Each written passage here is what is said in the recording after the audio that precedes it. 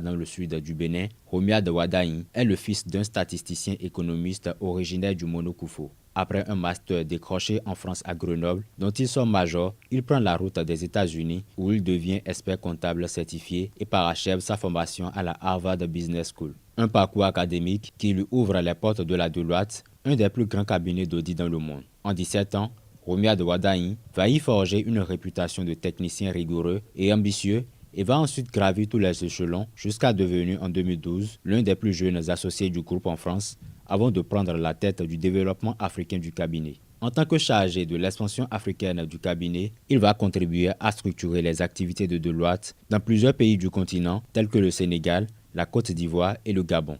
Il va notamment ouvrir de nouveaux bureaux en République démocratique du Congo. 2016, Patrice Talon accède à la présidence de la République du Bénin. Il fait alors appel à ce profil atypique. Profil repéré lors des rencontres organisées par la diaspora béninoise. À 39 ans, Wadain devient ministre de l'économie et des finances. Une nomination qui est saluée comme un signe de rupture. Le président béninois porte son choix sur un technocrate de haut vol, sans carrière politique préalable, avec pour mission de redresser les finances publiques. Dès son arrivée, Romuald Wadain imprime sa marque, rigueur budgétaire, orthodoxie financière, digitalisation au pas de charge pour réduire la corruption. Ces méthodes, inspirées du secteur privé, séduisent très vite les bailleurs internationaux qui voient en lui un interlocuteur fiable. 2021 signe un second mandat pour Patrice Talon. Romuald Wadain est reconduit à son poste avec le rang de ministre d'État. En pratique, le ministre des Finances béninois devient l'un des hommes de confiance les plus proches du chef de l'État. Il est souvent présenté comme l'homme fort du gouvernement.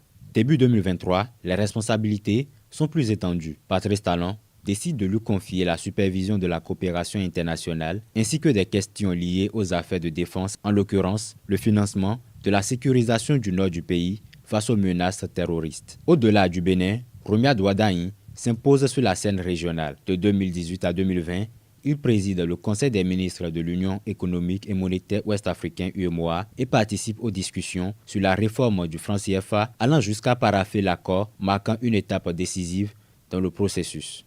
En sa qualité de gouverneur du Bénin auprès du Fonds mondial international et de la Banque mondiale, il s'est distingué par son plaidoyer en faveur de financement climatique adapté aux réalités africaines. À contre-courant de la majorité de ses homologues, le ministre béninois a refusé de soutenir l'idée d'une annulation pure et simple de la dette africaine pendant la pandémie de Covid-19 car il estimait que cela enverrait un mauvais signal au marché. Les faits lui donneront raison.